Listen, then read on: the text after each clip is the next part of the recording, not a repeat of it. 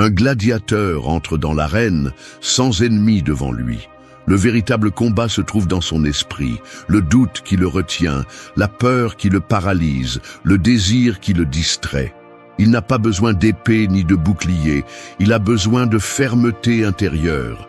C'est le champ de bataille où se définit qui gouverne sa vie et qui devient esclave de ce qu'il ressent. Cette vidéo ne parle pas de fioritures ni de jolis mots, mais d'entraîner l'esprit avec des pratiques stoïciennes applicables chaque jour. Le stoïcisme n'est pas un vieux concept coincé dans les livres, c'est une carte pour résister, contrôler les émotions, transformer l'inconfort en force et arrêter de dépendre de ce que les autres disent, donnent ou enlèvent. La force mentale n'arrive pas par chance ni par héritage, elle se forge à base de discipline, de décisions difficiles, de rejet de ce qui vous affaiblit et d'acceptation de ce qui vous met mal à l'aise. Celui qui cherche un confort constant finit par se briser au premier coup de la vie. Celui qui entraîne son esprit devient indomptable. Restez jusqu'à la fin, car ce que vous allez entendre ne sont pas des conseils communs, ce sont des armes. Et si vous décidez de les utiliser sérieusement, vous cesserez de vivre comme une victime de vos pensées et commencerez à marcher comme le maître de votre destin. 1. Ne réprime pas tes émotions, observe-les et dirige-les avec intention. Une rivière débordante détruit tout sur son passage, mais une rivière avec un cours défini devient une source de vie, d'énergie et de mouvement. C'est ainsi que fonctionnent les émotions dans l'esprit. Lorsque tu les réprimes, le courant stagne, s'empoisonne et finit par s'infiltrer dans des endroits inattendus, endommageant silencieusement ton intérieur. Mais lorsque tu leur donnes une direction, elles se transforment en force créatrice, en élan qui nourrit ton caractère et renforce ta volonté. La plupart des gens craignent leurs émotions parce qu'ils les confondent avec la faiblesse, comme si ressentir de la tristesse, de la colère ou de la peur était un signe d'échec. En réalité, la faiblesse réside dans le déni de ce que tu ressens, dans le fait de couvrir de silence ce qui brûle à l'intérieur. Un stoïcien n'est pas quelqu'un de froid ou d'insensible, c'est quelqu'un capable de reconnaître chaque émotion, de l'observer avec fermeté et de lui donner un cours qui le pousse vers l'avant plutôt que de le tirer vers le bas. Pense à la colère, par exemple.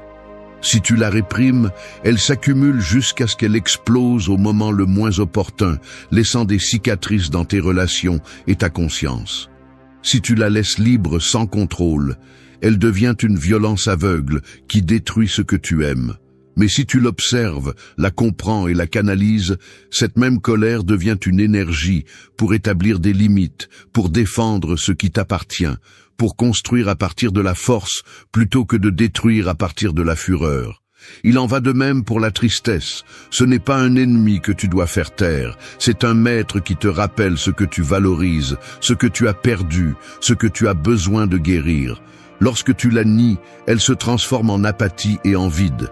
Lorsque tu l'acceptes et lui donnes de l'espace, elle devient clarté et élan pour te relever avec plus de force. Les stoïciens enseignaient que les émotions ne doivent pas gouverner l'homme, mais elles ne doivent pas non plus être enterrées comme si elles n'existaient pas. La clé est dans la direction. Observer n'est pas la même chose que réprimer. Observer, c'est rester présent au milieu du tourbillon et avoir le courage de te demander quel message apporte cette émotion. Réprimer, c'est prétendre que rien ne se passe alors que tu te consumes de l'intérieur. La première attitude te renforce, la seconde te détruit en silence. Si tu veux un esprit fort, tu dois traiter tes émotions comme des signaux sur une carte. La peur te dit où sont les limites que tu dois franchir. La colère indique où ta dignité a été touchée. La joie te montre où se trouve ce qui te nourrit. La tristesse révèle ce qui doit être guéri. Chaque émotion a un message. Et lorsque tu apprends à l'écouter au lieu de le fuir, tu commences à vraiment maîtriser ton esprit. L'autocontrôle n'est pas éteindre le feu, c'est apprendre à le diriger pour qu'il chauffe sans brûler, pour qu'il éclaire sans détruire. La pratique quotidienne consiste à t'arrêter un instant lorsqu'une émotion forte apparaît. Ne fuis pas, ne la couvre pas, ne la cache pas. Demande-toi fermement, qu'est-ce que cela veut me montrer ? Que puis-je faire avec cette énergie pour grandir plutôt que tomber? Respire profondément, observe ce que tu ressens et choisis avec intention le cours que tu lui donneras. Au début, ce sera inconfortable, car l'esprit est entraîné à réagir automatiquement. Mais chaque fois que tu réussiras à diriger ton émotion au lieu de la laisser te diriger, tu auras remporté une bataille interne. Celui qui réprime ses émotions vit comme un champ de mines, prêt à exploser. Celui qui les observe et les conduit devient une rivière qui avance avec force vers sa destination. Si tu veux être vraiment fort, ne cache pas ce que tu ressens, ne te trompe pas avec un faux calme. 2. Utilise ce que les autres éveillent en toi comme un miroir pour guérir. Quand quelqu'un touche une blessure ouverte, ça ne fait pas mal à cause de ce qu'il fait, ça fait mal parce que c'était déjà là. Il en va de même pour les émotions que les autres provoquent en toi. La moquerie qui t'enflamme, l'indifférence qui te blesse, l'arrogance qui te dérange, ne naissent pas à cet instant. Elles révèlent simplement ce que tu n'as pas encore guéri. Les gens deviennent des miroirs, même s'ils ne le cherchent pas, et leur reflet peut être brutalement honnête. Beaucoup préfèrent blâmer l'autre et détourner le regard, comme si la réaction ne leur appartenait pas. Cependant, un stoïcien comprend que chaque émotion enflammée est une occasion de se regarder à l'intérieur. Cette colère soudaine, cette tristesse inattendue, ce sentiment d'infériorité, tout pointe vers des coins internes qui ont encore besoin de travail. Ce que tu rejettes le plus à l'extérieur, c'est souvent ce que tu évites le plus d'affronter à l'intérieur. Pense-y, l'arrogance de quelqu'un peut te déranger parce qu'elle réveille ton insécurité. La critique injuste peut faire mal parce que tu cherches encore la validation. L'indifférence de l'autre peut te toucher parce que tu dépends encore de l'attention extérieure. La vie met devant toi des personnes qui activent ces fibres sensibles, non pas pour te punir, mais pour te montrer ce que tu dois renforcer. L'erreur est de réagir sans conscience. Quand tu exploses contre quelqu'un qui t'irrite, tu perds en réalité le contrôle sur toi-même.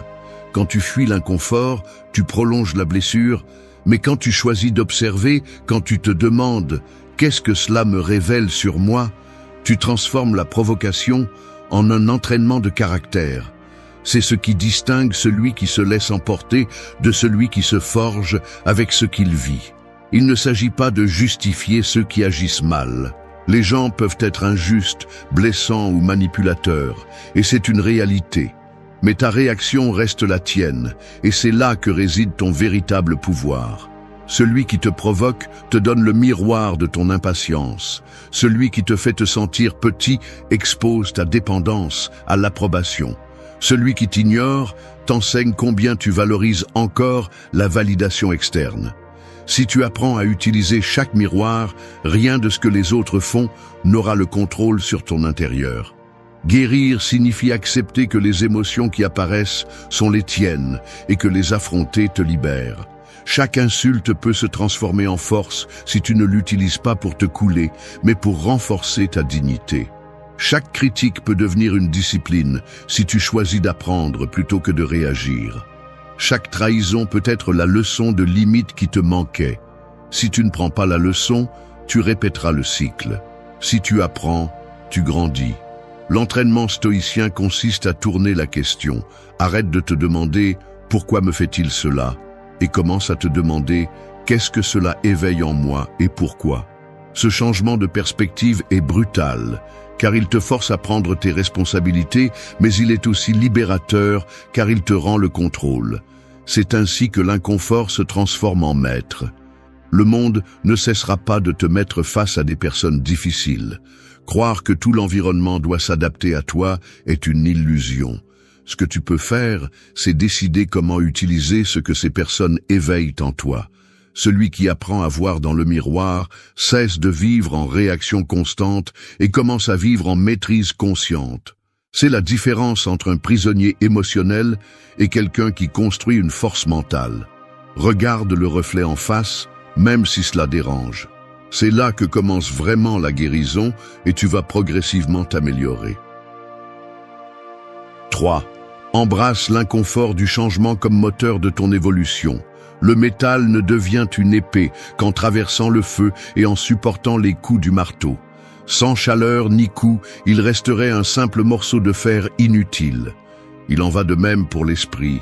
Il ne se renforce que lorsqu'il est exposé à l'inconfort et confronté aux épreuves qui dérangent. Vouloir grandir sans douleur, c'est comme vouloir forger une épée sans feu. Cela ne fonctionne tout simplement pas.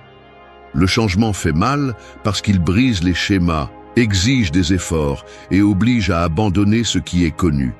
Mais c'est cette douleur même qui te transforme. La majorité des gens vivent prisonniers de leur zone de confort, croyant y trouver la sécurité, alors qu'il s'agit en réalité d'un piège. Le confort endort, fige, maintient dans un état de faiblesse déguisé en paix.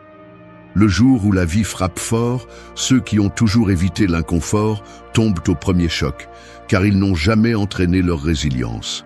En revanche, celui qui choisit de traverser l'inconfort en pleine conscience apprend à l'utiliser comme salle d'entraînement du caractère. Chaque situation difficile devient une occasion de tremper la volonté, de grandir en silence pendant que d'autres abandonnent. Le stoïcisme enseigne que le changement ne doit pas être craint, mais accepté comme une partie inévitable de la vie. Tout change. Ton corps, tes relations, tes circonstances, même tes pensées. Résister à ce flux, c'est lutter contre l'impossible. Embrasser l'inconfort qu'il génère, c'est transformer le processus en moteur d'évolution. Lorsque tu t'exposes délibérément à ce qui dérange, tu entraînes ton esprit à ne pas fuir, à résister et à ressortir plus fort de chaque épreuve. Pense au quotidien. Se lever tôt alors que ton corps réclame encore du sommeil, s'entraîner alors que ton esprit supplie de se reposer, étudier quand tu préférerais perdre ton temps, affronter des conversations inconfortables au lieu de les éviter. Chaque acte d'inconfort conscient est une brique qui construit la discipline. Ce n'est pas un hasard si les stoïciens pratiquaient l'austérité, le jeûne, l'exposition au froid ou à la chaleur. Ils comprenaient qu'en entraînant le corps et l'esprit à l'adversité, ils se préparaient à supporter l'inévitable. Le changement est toujours inconfortable car il t'arrache l'illusion de contrôle. Tu veux que tout reste identique parce que tu crois avoir du pouvoir sur ce que tu connais, mais c'est un mensonge. La vie change avec ou sans ton consentement, et celui qui ne s'adapte pas se brise. Si tu choisis d'embrasser l'inconfort du changement, tu transformes ce qui est une tragédie pour d'autres en levier de croissance. Une perte peut t'enseigner la résilience, un échec peut te révéler de nouvelles stratégies, un rejet peut t'encourager à renforcer ta valeur intérieure. La douleur cesse d'être un ennemi lorsque tu l'acceptes comme une étape du chemin. Ne confonds pas l'inconfort avec une souffrance éternelle. L'inconfort est le signe que tu quittes l'ancien pour entrer dans le nouveau. C'est le corps qui tremble en s'adaptant à l'effort. C'est l'esprit qui résiste à l'inconnu avant de s'élargir. La souffrance inutile, c'est de rester immobile, à résister l'inévitable, à répéter les mêmes erreurs par peur de lâcher prise. Le changement viendra toujours, que tu le veuilles ou non. Ta décision est simple. L'utiliseras-tu pour te renforcer ou le laisseras-tu te détruire? La pratique stoïque est claire. Recherche consciemment l'inconfort. Donne-toi de petits défis chaque jour. Fais ce que tu sais difficile, même si tu n'en as pas envie. Expose ton esprit au silence quand l'anxiété te pousse au bruit. Dis la vérité, même si ta voix tremble. 4. Trouve toujours la leçon cachée dans la difficulté. Les montagnes les plus hautes cachent leur trésor au sommet, pas à la base. Pour les atteindre, tu dois grimper, transpirer, trébucher et résister au froid. Il en va de même pour les moments difficiles. Ce qui est précieux n'est jamais à la surface de la douleur, mais caché derrière l'expérience.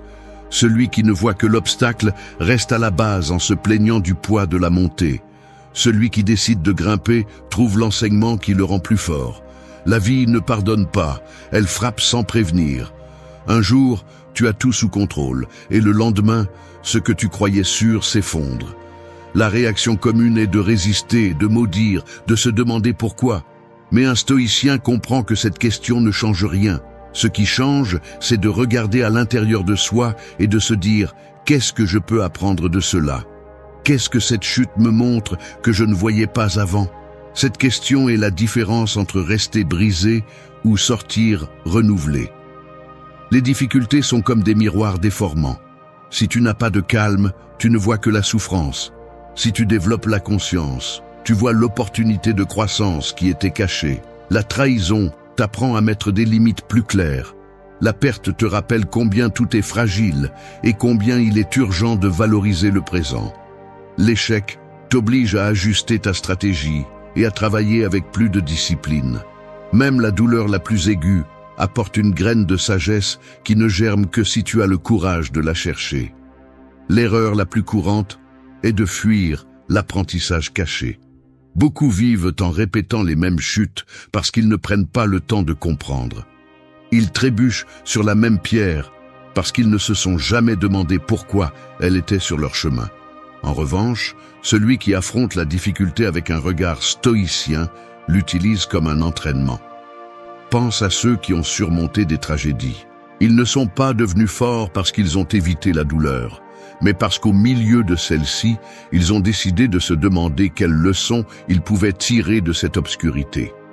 Quelqu'un qui perd le matériel peut découvrir que l'essentiel n'a jamais été dans les possessions. Quelqu'un qui fait face à la maladie peut apprendre à valoriser la force intérieure plus que l'apparence extérieure. La douleur oblige à voir ce que tu ignorais auparavant. Les stoïciens répétaient que ce qui importe n'est pas ce qui se passe, mais l'interprétation que tu en fais. La difficulté peut être une prison ou peut être un maître. Ce choix est le tien. Si tu la vois comme une punition, tu t'enfonces. Si tu la vois comme une leçon, tu grandis. Le monde est plein de personnes qui sont restées coincées dans leur douleur parce qu'elles ne l'ont jamais transformée en apprentissage. Et il est aussi plein de ceux qui ont utilisé leur douleur comme un tremplin pour s'élever plus haut. La différence réside dans la façon dont ils ont décidé de regarder ce qui leur est arrivé. La pratique est claire.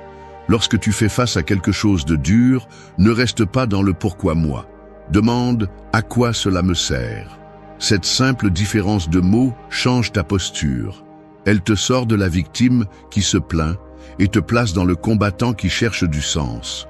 Aucune blessure ne disparaît avec des lamentations, mais toutes peuvent guérir avec sagesse si tu apprends ce qu'elles avaient à te montrer.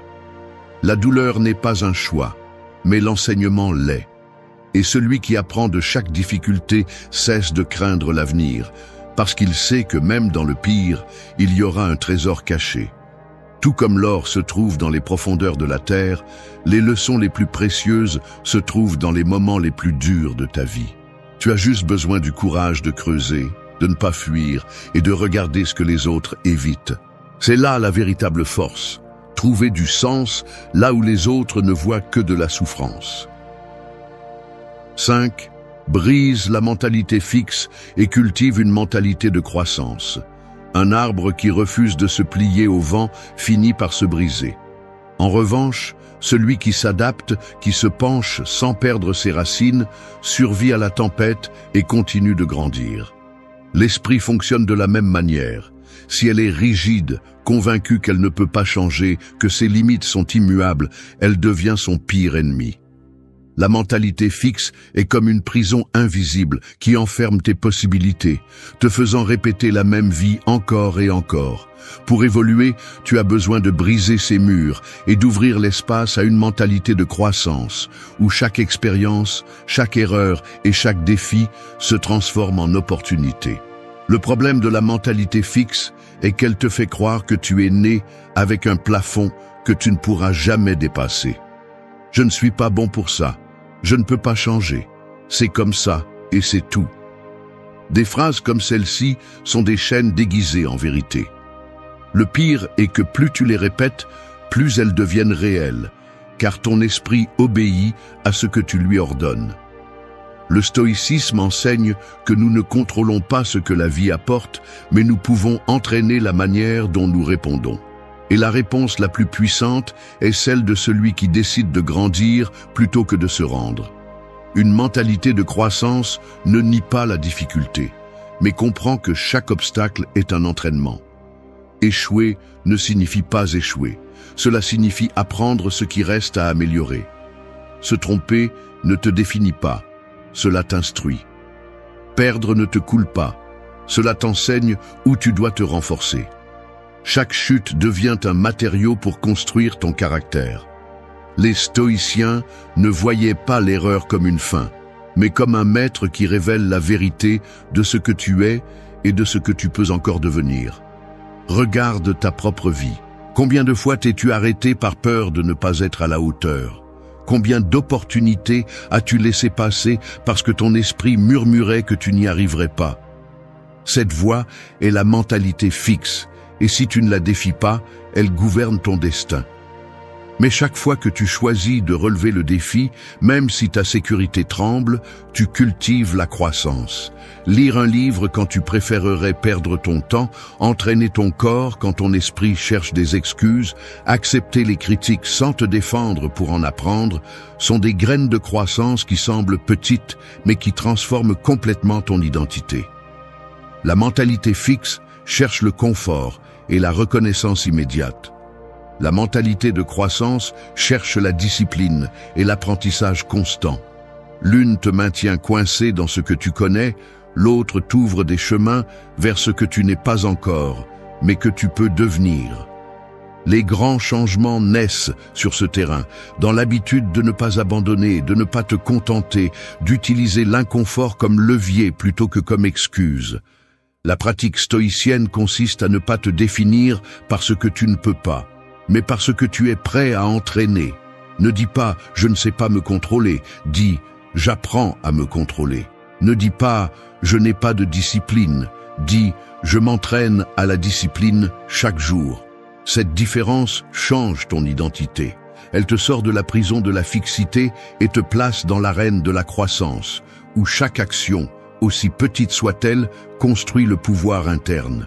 Rappelle-toi que ce qui est rigide se brise, et que ce qui est flexible se renforce. Si tu veux maîtriser ton esprit, ne t'enferme pas dans des phrases qui te limitent. Ose les briser, les défier et les remplacer par une mentalité qui voit dans chaque coup l'opportunité de devenir plus fort. Celui qui cultive la croissance ne perd jamais, car même dans la défaite, il trouve de quoi se relever plus haut. 6. Renforce ton corps pour soutenir ton esprit. Celui qui prétend manier une épée sans force dans les bras finit par tomber sous son propre poids. C'est ainsi que fonctionne l'esprit lorsque le corps est affaibli. Toute charge mentale devient insupportable. Tu ne peux pas aspirer à la clarté, à la résistance ni à la discipline si ton organisme est négligé. Le corps est la base sur laquelle repose la volonté, et chaque fois que tu le négliges, tu creuses le sol sur lequel ta force devrait s'affirmer. La plupart des gens parlent d'entraîner l'esprit, de lire, de méditer, de chercher la tranquillité, mais oublient l'essentiel. Un corps épuisé produit des pensées faibles, des émotions instables et des décisions impulsives. Si tu veux soutenir la bataille interne contre tes propres peurs et désirs, tu as besoin d'un corps préparé, fort et discipliné. Les stoïciens le savaient. C'est pourquoi ils pratiquaient des exercices physiques, marchaient de longues distances et s'exposaient à l'effort comme partie de leur entraînement philosophique. Ce n'était pas de la vanité, c'était de la cohérence. Un guerrier mental ne peut pas vivre dans un corps fragile. L'entraînement physique est une école de discipline. Chaque répétition effectuée lorsque les muscles brûlent, chaque pas fait lorsque la fatigue demande à abandonner, chaque repas sain choisi au-dessus du plaisir immédiat est une victoire sur la faiblesse. Le véritable résultat n'est pas le corps dans le miroir, c'est l'esprit qui apprend à ne pas céder face à l'inconfort. L'exercice est un rappel quotidien que tu peux résister plus que tu ne le penses, et que la douleur n'est pas un ennemi, mais un allié qui te façonne. Négliger le corps signifie ouvrir la porte à l'apathie et au manque de clarté. Quand tu ne dors pas bien, l'esprit devient maladroit. Quand tu manges des ordures, ton énergie s'effondre. Quand tu ne bouges pas, ta discipline s'oxyde. Le corps est un reflet silencieux de ta relation avec toi-même. Tu ne peux pas parler de maîtriser ton esprit si tu n'es pas capable de maîtriser tes habitudes physiques. Prendre soin de son corps, c'est prendre soin de son esprit. S'entraîner, se nourrir intelligemment, Se reposer autant que nécessaire sont des actes de respect envers ton plus grand objectif. Ne le fais pas pour montrer, fais-le pour résister. Le monde frappe sans pitié, et si tu n'as pas un organisme préparé, tu te briseras dans les moments où tu as le plus besoin de fermeté. La force intérieure dépend d'un corps qui peut la soutenir. La pratique stoïcienne est claire. Soumets le corps à une discipline volontaire pour que l'esprit apprenne à gouverner l'involontaire. Cours quand tu préfères rester immobile. Entraîne-toi quand tu n'as pas envie. Rejette la nourriture que tu sais qui détruit ton énergie. Dors avec ordre, même si tu veux rester éveillé. Chaque acte physique est aussi un acte mental. Celui qui renforce son corps ne cherche pas la perfection esthétique, il cherche la capacité de soutenir ses principes au milieu de l'adversité. Quand la fatigue arrivera, ton corps sera ton allié ou ton ennemi, et ce choix dépend de la façon dont tu l'as traité. N'oublie pas que la force mentale ne se construit pas dans l'air, elle a besoin de fondations solides, et ces fondations sont dans ton corps. 7. Dis non au plaisir immédiat qui détruit ton futur. Les braises brûlent intensément pendant un instant, elles éclairent et chauffent avec force, mais en quelques minutes, elles s'éteignent, ne laissant que des cendres. C'est exactement ce que représente le plaisir immédiat. Un éclat bref qui séduit et piège, mais qui ne construit jamais rien de durable. Le problème est que la plupart des gens vivent en poursuivant ces braises, sans comprendre qu'en échange de cette chaleur momentanée, ils sacrifient le véritable feu qui pourrait les soutenir à long terme. Chaque décision de céder au plaisir immédiat est une dette envers ton propre futur. Manger ce qui détruit ta santé parce que tu le mérites, dépenser ce que tu n'as pas pour le plaisir de montrer, perdre des heures dans des distractions inutiles au lieu de construire quelque chose qui en vaut la peine. Tout cela semble bon sur le moment, mais coûte cher par la suite. Les stoïciens étaient catégoriques sur ce point. Ce qui brille trop vite est souvent du poison déguisé en récompense. Le véritable pouvoir réside dans le renoncement à ce que tu désires maintenant pour soutenir ce qui compte vraiment demain. Ce n'est pas un discours creux, c'est la base de toute discipline. Chaque fois que tu dis non à l'impulsion, tu renforces ta volonté. Chaque fois que tu choisis ce qui fait mal mais construit, tu deviens quelqu'un de plus fort. Celui qui se livre à la facilité s'enchaîne à la médiocrité, mais celui qui supporte le sacrifice se fraye un chemin vers la grandeur. Pense aux exemples les plus quotidiens. La tentation de ne pas s'entraîner parce que tu le feras demain, ce demain qui n'arrive jamais. Le confort de rester au lit sachant que tu perds du temps qui ne revient pas. L'anxiété d'ouvrir le téléphone toutes les quelques minutes à la recherche d'une dose de dopamine qui te vole concentration et but. Tous ces actes sont de petites fuites d'énergie qui, accumulées, détruisent la possibilité d'un futur solide. Le plaisir instantané est le piège le plus dangereux car il se déguise en liberté. Tu crois que tu choisis, mais en réalité, tu es dominé par des impulsions. Et si tes impulsions te gouvernent, tu n'auras jamais de contrôle sur toi-même.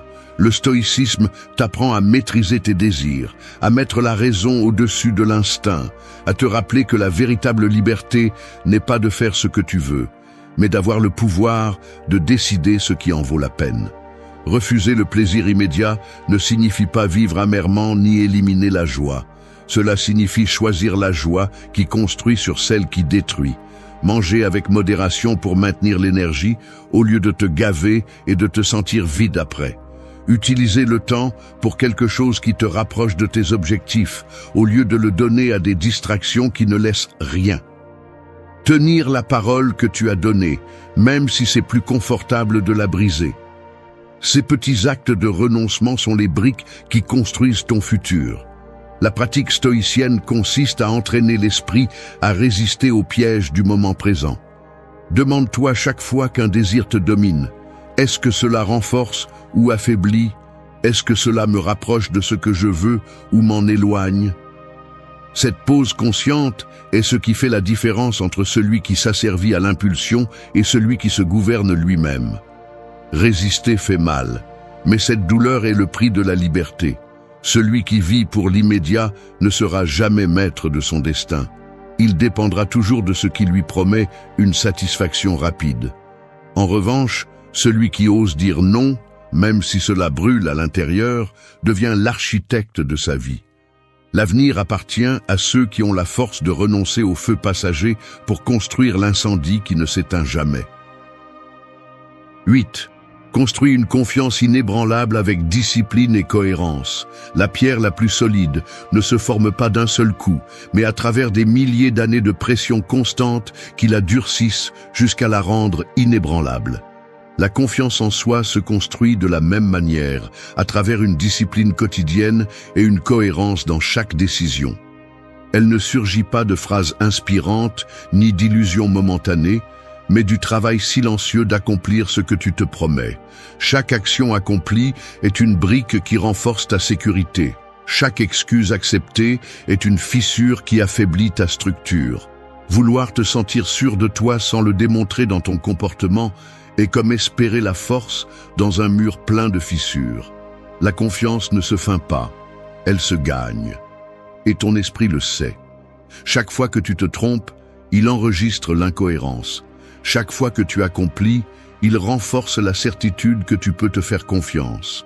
Cette somme constante est ce qui te rend solide face à toute adversité. Le stoïcisme enseignait que la véritable force réside dans la maîtrise intérieure. Ce n'est pas répéter des mantras, c'est entraîner la volonté jusqu'à ce qu'elle soit plus forte que les pulsions.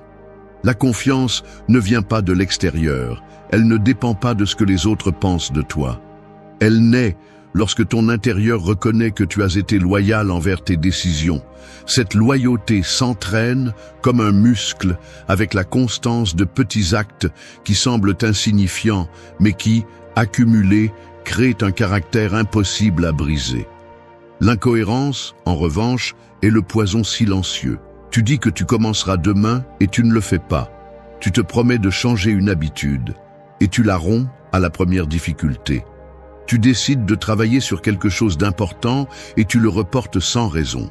Ces actes semblent mineurs, mais ton esprit les stocke et peu à peu, ils laissent une trace.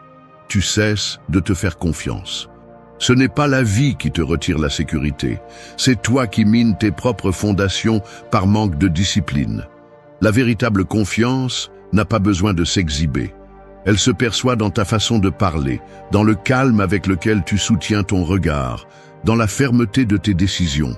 Cette présence ne naît pas de l'improvisation, elle naît de la cohérence répétée, encore et encore.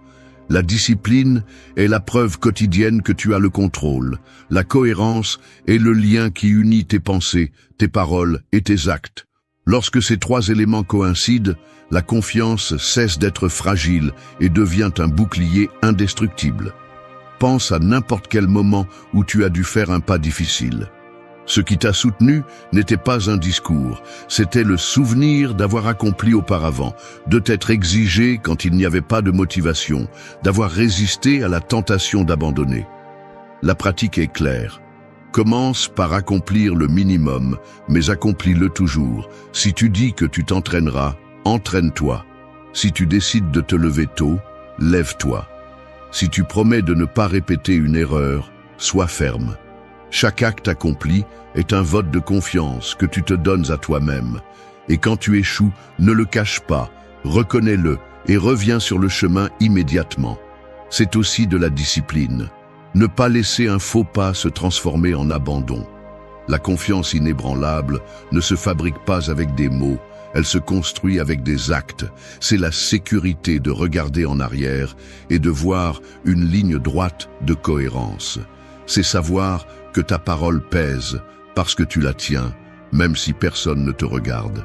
C'est avoir la certitude que ta discipline l'emportera sur toute tentation d'abandonner. Lorsque tu parviendras à vivre avec cette loyauté envers toi-même, il n'y aura pas d'obstacle capable de te faire douter, car tu sauras que ta base est solide et ton caractère indestructible. Merci d'être resté jusqu'à la fin de la vidéo. Si vous avez tout vu, commentez. L'esprit peut être ta prison ou ton sanctuaire. Tu décides. Si tu n'apprends pas à le contrôler, il te traînera. Il te fera croire que l'extérieur a plus de pouvoir que toi. que la douleur commande, que le passé pèse plus que tes pas, que ce que les autres pensent compte plus que ta paix. Et non, c'est faux, c'est le piège. Nous vivons en croyant que la paix arrive quand tout se calme à l'extérieur, mais le monde ne se taira jamais. Il y aura toujours du bruit, des trahisons, des pertes, du chaos. La clé n'est pas que le monde change. La clé est que tu changes la façon dont tu affrontes le monde. C'est cela le stoïcisme. Ce n'est pas une théorie morte, c'est une pratique quotidienne. C'est choisir avec force où tu mets ton attention, ton énergie, ton silence et ton feu. Ce que tu es sur le point d'entendre n'est pas une motivation bon marché. Je ne vais pas te dire de sourire quand tout brûle. Je vais t'apprendre comment rester ferme quand tout tremble en toi. Parce que personne ne viendra te donner la paix, personne ne peut te la promettre. C'est un choix quotidien, une bataille interne qui se gagne sans témoin. Et oui, tu vas devoir lâcher des choses qui font mal, des personnes qui confondent, des pensées qui te gênent. Mais tu vas aussi récupérer quelque chose de plus précieux, le contrôle. Chaque personne qui est apparue, chaque situation qui t'a brisé, chaque adieu, chaque silence, avait un but. Ce n'était pas un hasard, c'était un miroir, et tu décides si tu l'ignores ou si tu l'utilises pour te transformer. Cette vidéo est cela. Une carte de 10 leçons qui vont te défier à regarder différemment, à penser différemment et à vivre avec plus d'intention. La question est, vas-tu continuer à survivre à ce qui se passe ou vas-tu commencer à maîtriser ce qui se passe en toi? Reste. Parce que si quelque chose de tout cela t'a touché, alors tu es plus que prêt à commencer. 1. L'art de gouverner ton esprit avant qu'il ne te gouverne. Un esprit sans contrôle est comme un cheval sauvage qui court directement vers l'abîme. Il a de la force, oui. Il a de la vitesse, oui. Mais si tu ne lui mets pas des rênes, si tu ne prends pas le contrôle, il finit par tout détruire. C'est ainsi que fonctionne l'esprit. Il peut te pousser vers ta meilleure version ou il peut te faire écraser contre tes pires habitudes. Le problème est que la plupart des gens ont peur de prendre les rênes. Ils préfèrent lâcher, laisser les pensées faire ce qu'elles veulent, laisser les émotions dicter la journée, laisser les réactions justifier leurs erreurs. Et ainsi, petit à petit, ils perdent le pouvoir sur eux-mêmes. C'est ici que tout commence. Si tu ne maîtrises pas ton esprit, quelqu'un d'autre le fera. Les opinions des autres, la pression sociale, la peur, la culpabilité, le passé, l'anxiété pour l'avenir. Tout le monde s'immisce si tu n'es pas présent. Parce qu'un esprit vide ne reste pas silencieux, il se remplit de déchets. Il n'y a pas d'espace neutre. Ou tu prends le contrôle, ou tu le cèdes à ton inconscience. Ce n'est pas un processus magique ni immédiat. Il s'agit d'une pratique quotidienne, d'une attention réelle, de cesser de vivre en pilote automatique et de commencer à remarquer comment tu penses, pourquoi tu réagis comme tu réagis, quelles voix internes tu écoutes. Ces voix ne sont souvent même pas les tiennes, ce sont des phrases qui sont restées gravées en toi depuis des années, des échecs non résolus, des critiques mal digérées. Il y a des gens qui vivent en réagissant tout le temps, qui explosent, regrettent, répètent, qui laissent une émotion momentanée détruire une vie entière, qui justifient leur comportement par des phrases comme « c'est comme ça que je suis » ou « je ne peux pas l'éviter ». Mais tu peux, tu ne t'es simplement pas entraîné, tu n'as pas appris à t'arrêter, tu n'as pas développé de muscle mental. Et comme tout muscle, cela demande des efforts. Personne ne devient fort du jour au lendemain. Commence par observer tes pensées.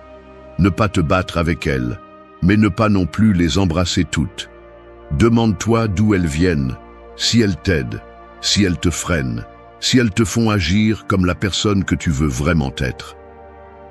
Ensuite, entraîne la pause. Cette fraction de seconde entre ce que tu ressens et ce que tu fais. Cet espace est de l'or pur. C'est là ta liberté. C'est là la différence entre répéter un ancien schéma ou en créer un nouveau. Il ne s'agit pas de perfection, mais de maîtrise. Et maîtriser l'esprit n'est pas réprimer, c'est rediriger. Ce n'est pas taire tout ce que tu ressens, c'est te parler clairement quand tu en as le plus besoin. Quand le chaos se déchaîne à l'extérieur, la seule chose qui te soutient est ce que tu as construit à l'intérieur. C'est pourquoi, commence maintenant.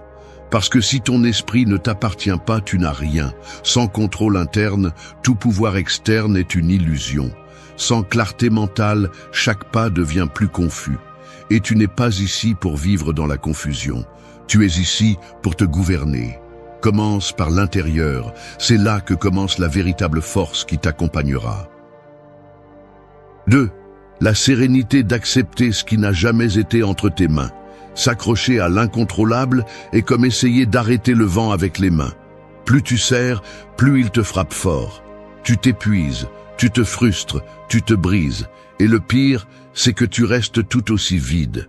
Parce que peu importe combien tu veux contrôler le cours de tout ce qui se passe à l'extérieur, la vérité est que tu ne l'as jamais contrôlé. Personne, décision, événement, perte, maladie, rejet. Ils ne te demandaient pas la permission, ils arrivaient simplement. Et tu réagissais comme si ta souffrance avait un quelconque pouvoir pour changer le résultat. Accepter n'est pas se rendre, c'est comprendre les limites. C'est dire « cela ne dépend pas de moi, donc je ne vais pas le porter ». C'est un acte d'intelligence, pas de faiblesse. Il y a ceux qui confondent l'acceptation avec la passivité, alors qu'en réalité, c'est ce qui te permet de concentrer ta force sur ce que tu peux vraiment transformer. Tandis que tu te bats avec ce qui s'est déjà passé, tu cesses d'agir sur ce que tu peux construire aujourd'hui. L'esprit s'épuise plus par ce qu'il essaie de contrôler que par ce qu'il affronte réellement. Penser 1000 fois la même chose, revivre des conversations, imaginer des scénarios qui ne se sont pas produits. Tout cela vole de l'énergie. Énergie que tu pourrais utiliser pour t'entraîner, grandir, prendre soin de toi ou guérir. Mais non, tu restes coincé à attendre que quelque chose qui ne dépend pas de toi se conforme à tes désirs. Et cela ne va pas arriver. Non pas parce que tu ne le mérites pas, mais parce que ce n'est pas entre tes mains. Combien de fois as-tu essayé de changer quelqu'un qui ne voulait pas changer? Combien de fois as-tu espéré que le monde agisse comme tu agirais? Combien de fois as-tu souffert plus en résistant à la réalité qu'à cause de la réalité elle-même? C'est la racine du chaos interne. Non pas le fait, mais ton attachement à ce que tu crois qu'il aurait dû être. Lorsque tu lâches cette attente, ce qui reste, c'est la sérénité. Accepter ne signifie pas que tu aimes ce qui s'est passé. Cela signifie que tu ne vas plus permettre que cela te détruise. Cela signifie que tu ne réagis plus à partir de la colère, mais à partir de la clarté, que tu choisis de bouger, d'avancer, de grandir, sans continuer à traîner le poids de l'immodifiable. Parce que continuer à regarder en arrière avec fureur ne change rien, mais regarder en avant avec conscience change tout. C'est une pratique quotidienne. Chaque fois que quelque chose échappe à ton contrôle, tu as deux options. Lutter contre un mur ou accepter le mur et chercher un autre chemin. Le premier épuise, le second libère. Et il ne s'agit pas de le faire une seule fois. Il s'agit de s'en souvenir à chaque situation qui n'a pas tourné comme tu l'espérais. À chaque personne qui n'a pas agi comme tu le voulais, à chaque moment où le monde t'a dit non. C'est le test, et aussi l'opportunité. Le stoïcien ne nie pas ce qui se passe. Il observe, respire, accepte et répond. Parce qu'il sait que la sérénité n'arrive pas quand tout est parfait. Elle arrive quand il lâche l'illusion de contrôler ce qui n'a jamais été entre ses mains. C'est là qu'il le comprend. 3. Quand la douleur cesse d'être un ennemi et devient un maître, la douleur est comme cet invité gênant qui arrive sans prévenir, s'installe où il veut et ne te laisse pas dormir. Au début, tu veux juste qu'il parte. Tu le rejettes, tu l'insultes, tu le caches. Mais quand tu arrêtes de te battre contre lui et que tu le confrontes les yeux ouverts, tu te rends compte qu'il est venu pour t'enseigner quelque chose. Non pas pour te punir, mais pour te former. Parce que personne ne sort d'une période difficile en étant le même. La douleur, lorsqu'elle est écoutée avec humilité, transforme. Beaucoup la voient comme une punition, un signe d'échec ou une raison d'abandonner. Mais le stoïcien ne se demande pas « pourquoi cela m'arrive ?» Il se demande « qu'est-ce que je peux apprendre de cela ?» Parce que derrière la souffrance que tu n'as pas choisie, il y a une opportunité que tu peux choisir. Celle de te renforcer, celle de revenir à toi, celle de te reconstruire avec plus de clarté qu'avant. Le problème n'est pas de ressentir la douleur. Le problème est de rester à vivre dedans sans comprendre son message.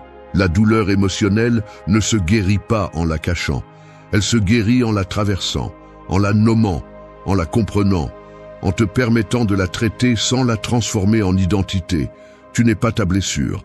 Tu es celui qui décide quoi faire avec elle. Et si tu choisis de la transformer en élan plutôt qu'en excuse, tu commences à récupérer le pouvoir que la souffrance t'a enlevé. Chaque coup a une leçon si tu es prêt à regarder. Parfois, il t'apprend à poser des limites. D'autres fois, il te montre à qui tu ne dois pas revenir. Parfois, il te rappelle que tu te négligeais, que tu agissais à partir du vide, que tu avais besoin de t'arrêter. La douleur bien lue est clarté. Mais si tu l'ignores ou la réprimes, elle devient colère, rancœur, blocage.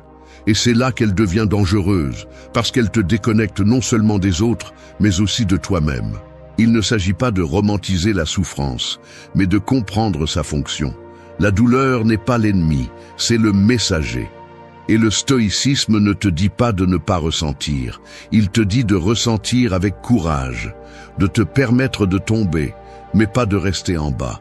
D'utiliser ce qui t'est arrivé comme des briques pour construire quelque chose de plus fort en toi, pas comme des chaînes qui te maintiennent attaché à ce qui n'existe plus.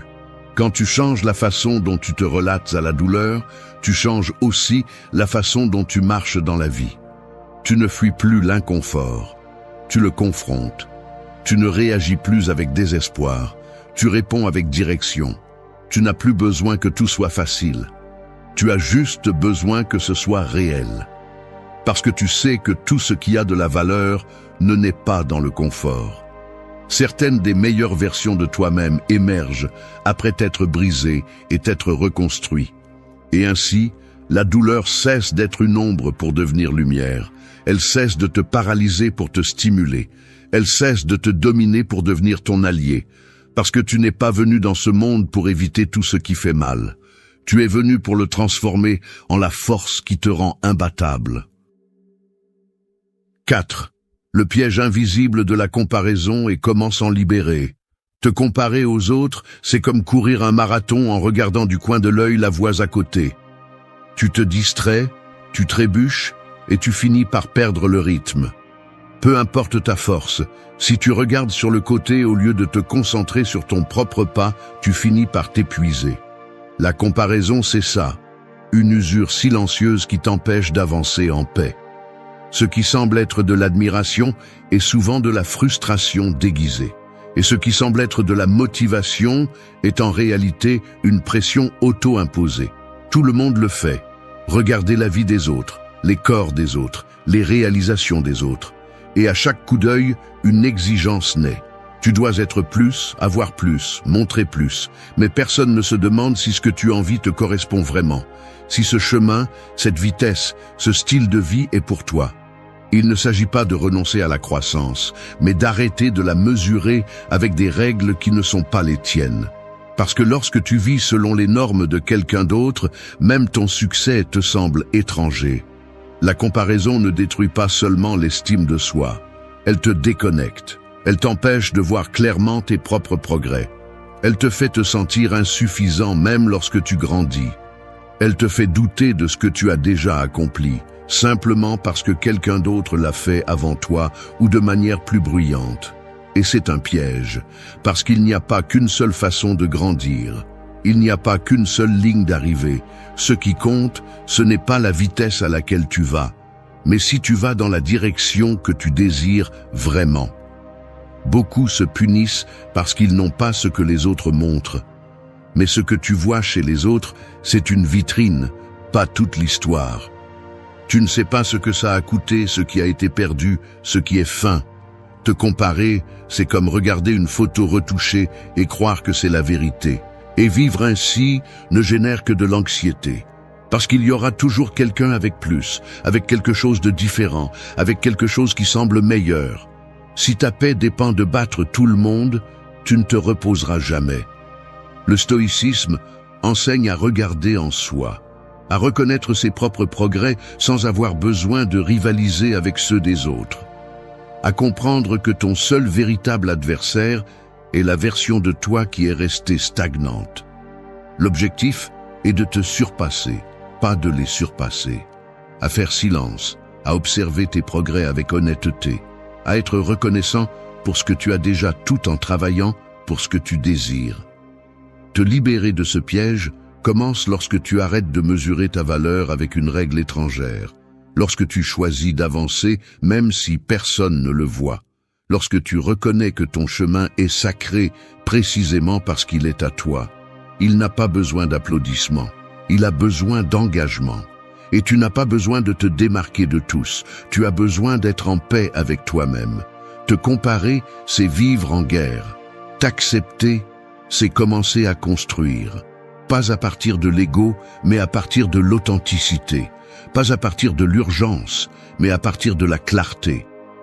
La véritable liberté naît lorsque tu arrêtes de regarder sur le côté et que tu te concentres pleinement sur ton propre pas. C'est là que tout commence à avoir un sens dans ce que tu construis.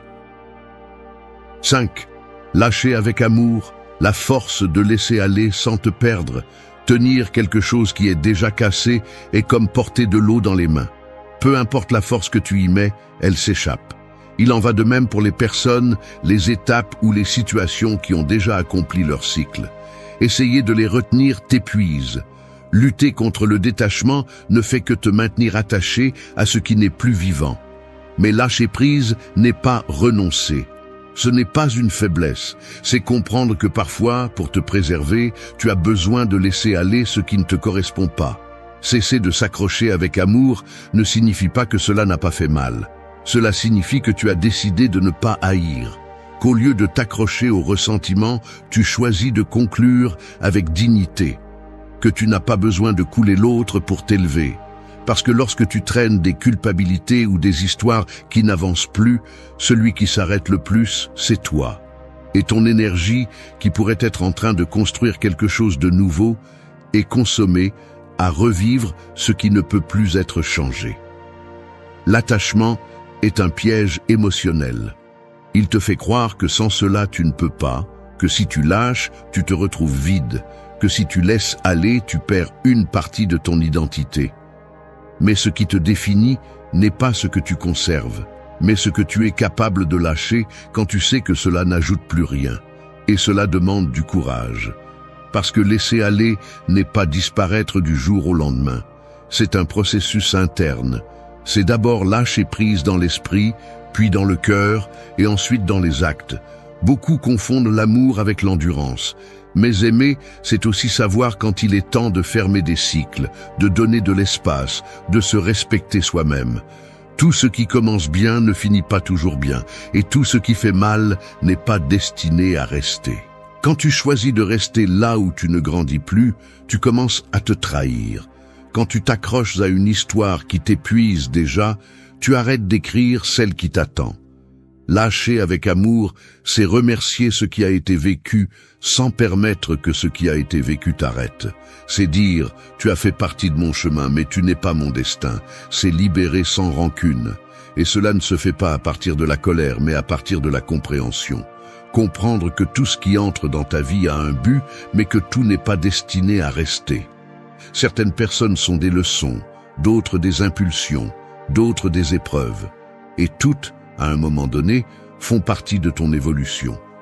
Le stoïcisme enseigne à ne pas dépendre de l'extérieur pour avoir la paix, à lâcher ce qui s'échappe sans que cela ne détruise ta stabilité, à comprendre que tout ce que tu perds n'est pas une véritable perte.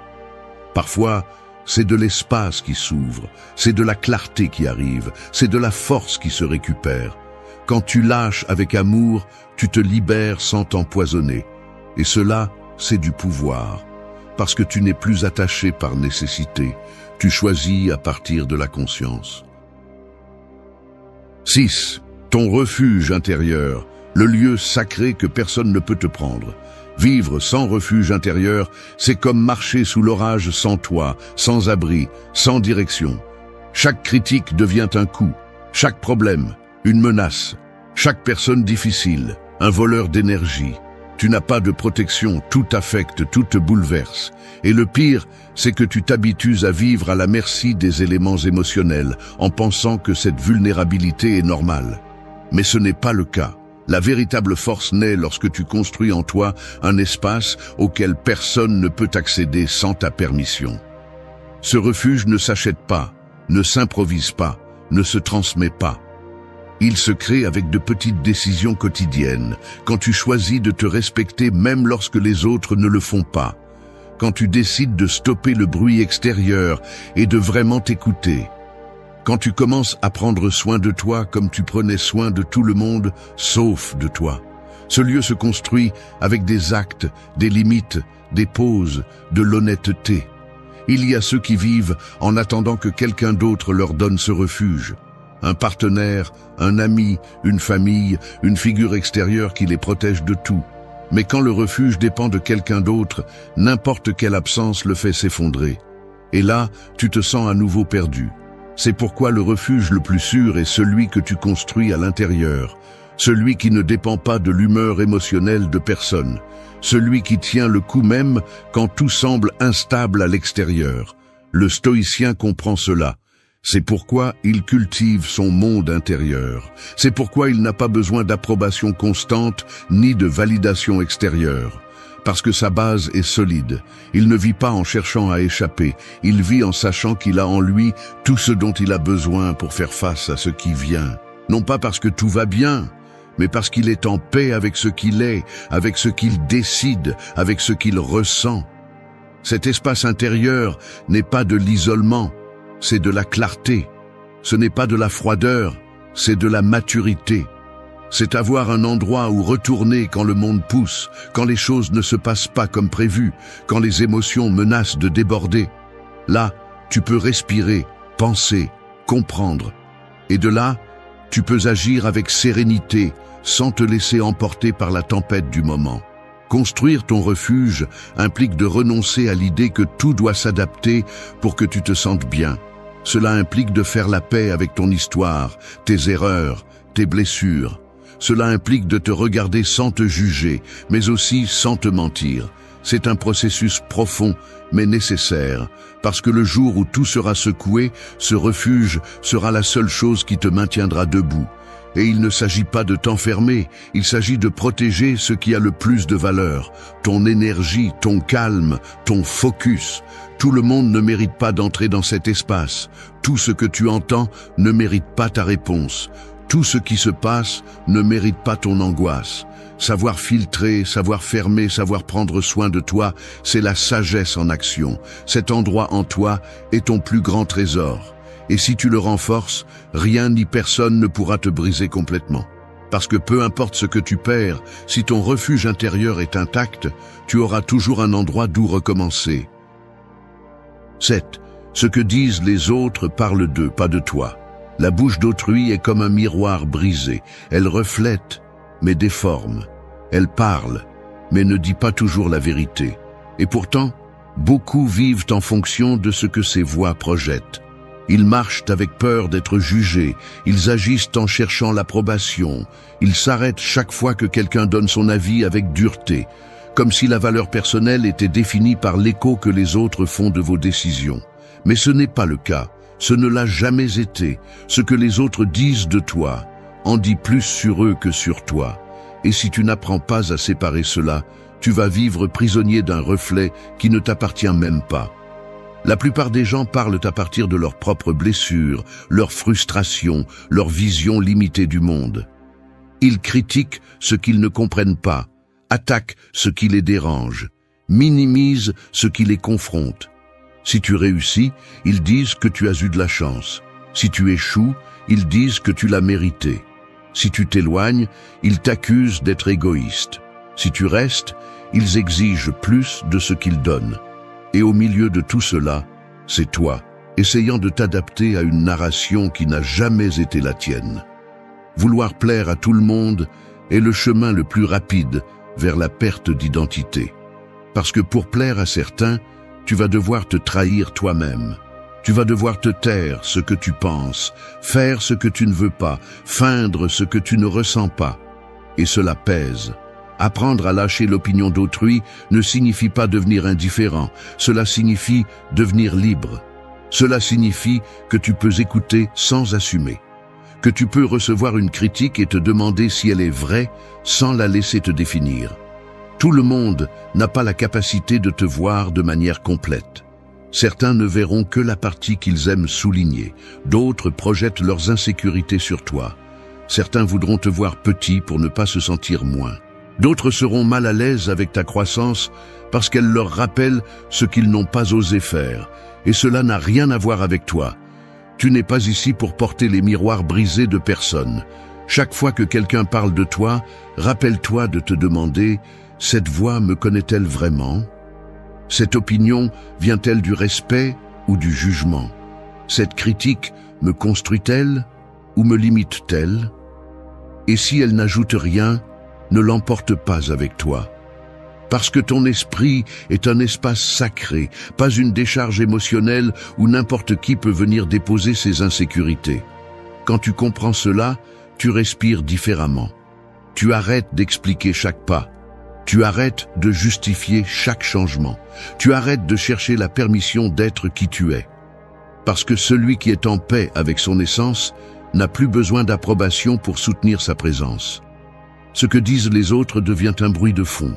Et ton focus, ta voix et ton chemin deviennent beaucoup plus clairs. Ce n'est pas de l'ego, c'est de la maturité. C'est la liberté à son meilleur. 8.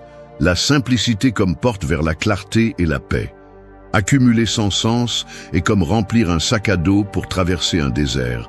Ce qui semble utile au début devient rapidement un poids qui te ralentit. Tout ce que tu portes ne te sert pas. Tout ce que tu charges ne t'accompagne pas. Et cela s'applique aussi à ta vie. La société enseigne que plus c'est mieux. Plus d'objets, plus de plans, plus de stimuli, plus de buts. Mais derrière cette accumulation se cache souvent le bruit. Une façon d'éviter le silence, un déguisement de succès qui ne fait que masquer le désordre interne.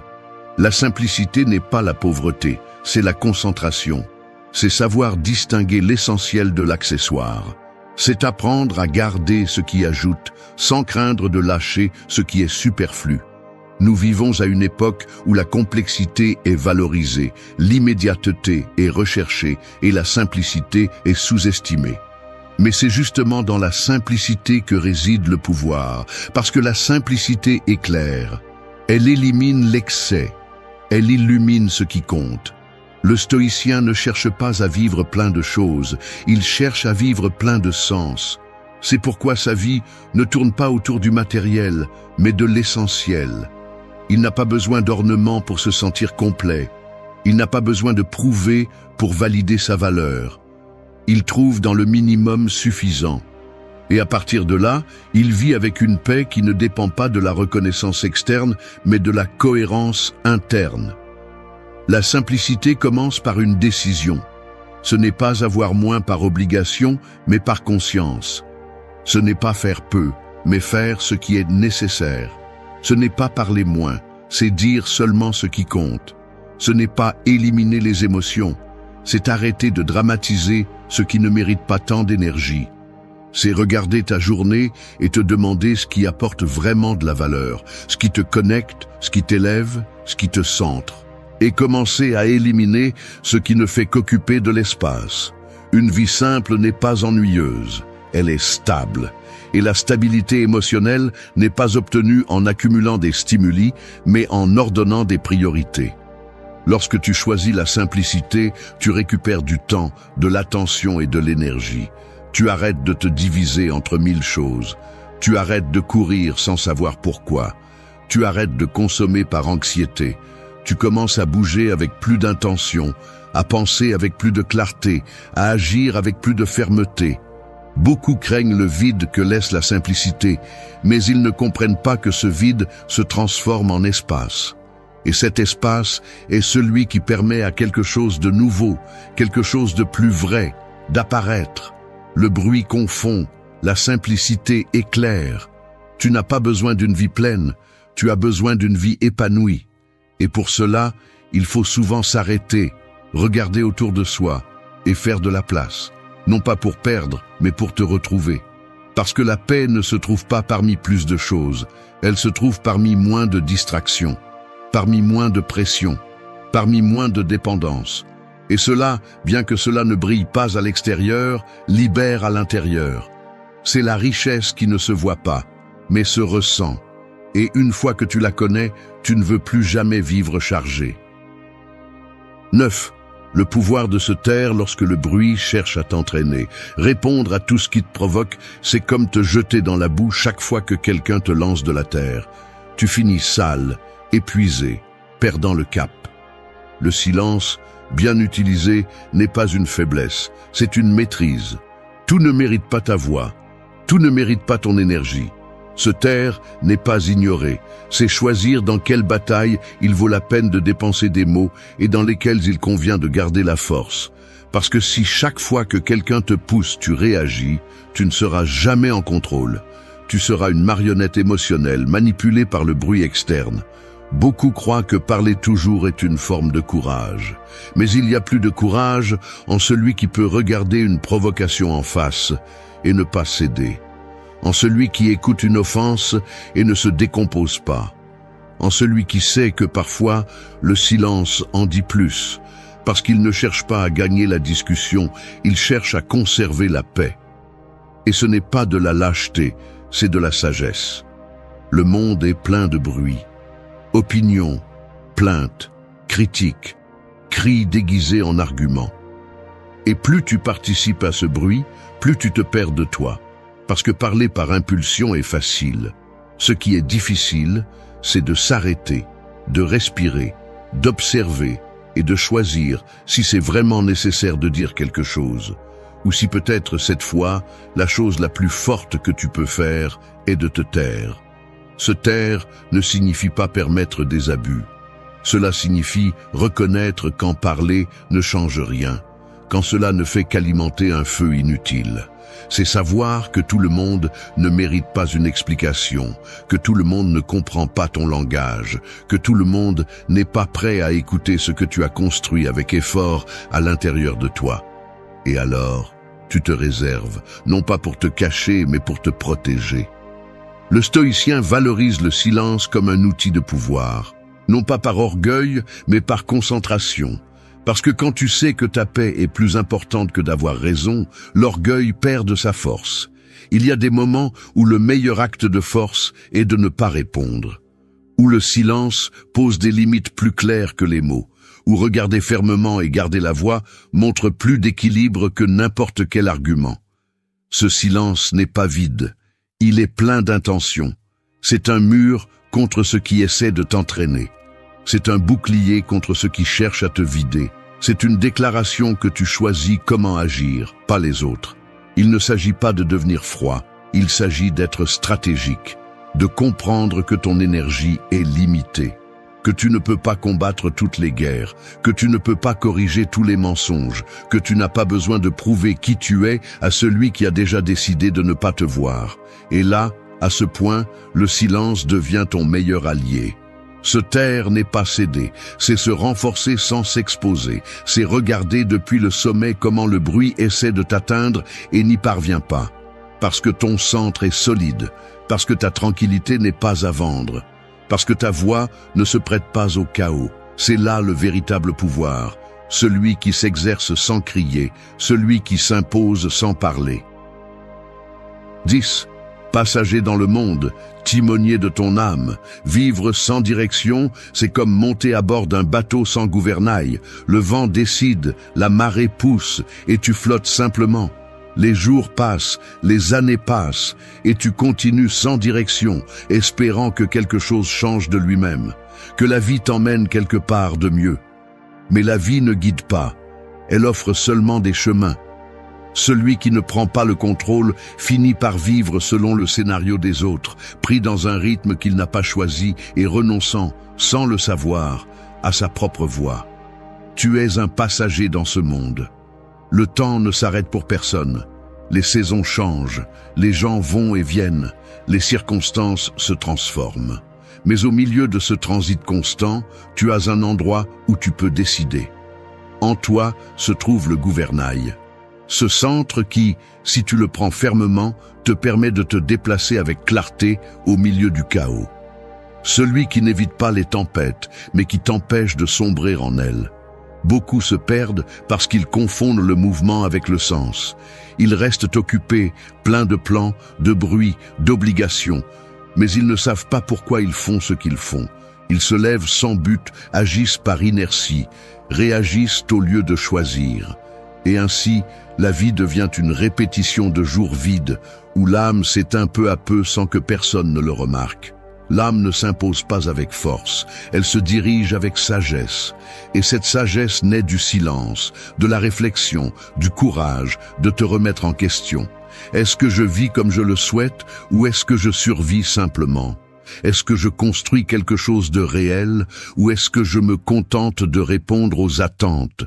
Suis-je sur le chemin que j'ai choisi ou sur celui qu'on m'a imposé ? Ces questions ne se répondent pas immédiatement.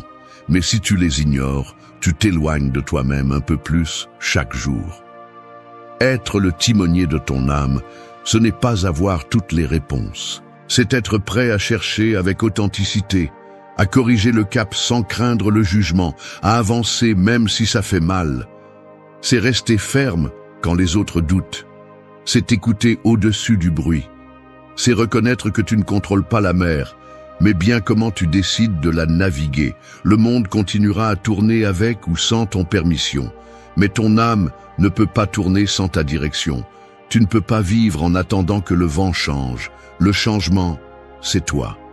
La clarté commence lorsque tu prends le gouvernail avec décision, lorsque tu acceptes que tu ne peux pas contrôler le destin, mais bien la façon dont tu marches vers lui.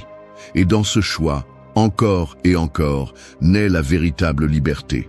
Celle qui ne s'impose pas, elle se conquiert. Celle qui ne s'hérite pas, elle se construit. Celle qui ne s'explique pas, elle se vit. Merci d'être resté jusqu'à la fin de la vidéo.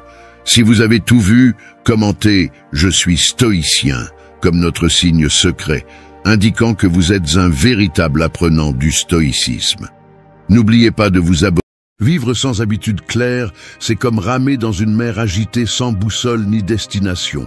Chaque vague d'anxiété, chaque courant de distraction et chaque tempête de doute t'emporte où il veut, tandis que tu essaies à peine de rester à flot. Le curieux, c'est que beaucoup s'habituent à ce chaos, comme si survivre était suffisant. Mais ce n'est pas le cas. Tu es fait pour plus que résister. Tu es fait pour diriger ton propre voyage. Le stoïcisme n'est pas un vieux livre sur une étagère poussiéreuse, ni une théorie qui sonne bien dans des phrases motivantes. C'est un outil tranchant, pratique et concret pour éliminer à la racine ce qui te vole de l'énergie, du temps et de la clarté. Ici, nous ne parlons pas de pensée magique, nous parlons de discipline, de petites actions cohérentes qui te permettent de reprendre le contrôle de ta vie. Car la véritable force n'est pas de contrôler ce qui se passe à l'extérieur, mais de gouverner ce qui se passe en toi.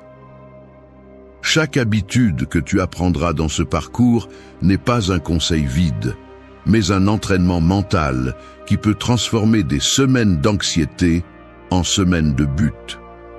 De la création de routines qui domptent le chaos, à l'apprentissage du lâcher-prise de ce que tu ne peux pas contrôler, en passant par l'affrontement de l'inconfort, le fait de t'arrêter pour reprendre des forces et de recommencer sans abandonner. Il ne s'agit pas de vivre parfaitement, il s'agit de vivre avec clarté et fermeté. Reste jusqu'à la fin, car cette vidéo ne cherche pas à te divertir, elle cherche à te secouer. Elle te montrera 10 habitudes stoïciennes que n'importe qui peut appliquer pour cesser de survivre en automatique et commencer à évoluer avec caractère, discipline et un véritable but. La question est simple. Continueras-tu à flotter à la merci du chaos ou décideras-tu, une fois pour toutes, de prendre la barre de ta vie ? 1. Crée une routine qui transforme le chaos en direction. Une journée sans routine claire est comme entrer dans une pièce sombre où tout est jeté au sol. Tu trébuches sur la première chose que tu trouves, tu heurtes des objets que tu ne vois pas et tu avances à l'aveuglette en espérant ne pas trop te blesser. Cette obscurité est le chaos d'un esprit sans ordre, et bien que tu essaies de bouger, tu finis toujours épuisé sans être arrivé nulle part. Il en va de même pour ta vie lorsque tu n'as pas de plan ni d'habitude qui marque la route. Tu réagis seulement au bruit extérieur, à l'impulsion du moment, et ce que tu obtiens à la fin de la journée est de la fatigue déguisée en activité. Le stoïcisme enseigne que l'ordre commence en soi.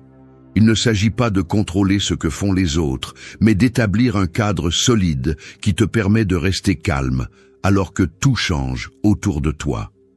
La routine n'est pas monotonie, c'est direction.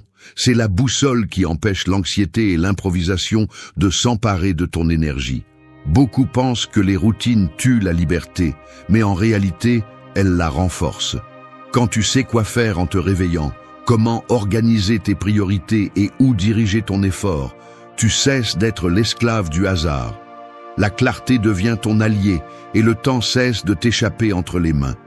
L'habitude de créer une routine ne signifie pas remplir ton agenda de tâches jusqu'à ce qu'il n'y ait plus d'espace pour respirer. Cela signifie choisir consciemment quelle bataille mérite ton attention.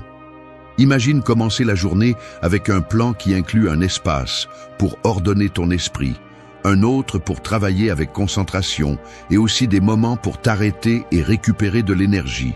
Cette structure ne te limite pas, elle te libère, car elle élimine l'incertitude et te rappelle ce qui est essentiel. Marc Aurèle le disait clairement, la vie de chaque homme est tissée par ses pensées. Une routine consciente t'oblige à choisir quelles pensées vont gouverner ta journée et lesquelles ne méritent pas d'entrer dans la salle de contrôle. Quand tu n'as pas de routine, n'importe quelle distraction t'emporte. Tu vérifies ton téléphone pendant 5 minutes et tu finis par perdre 1 heure.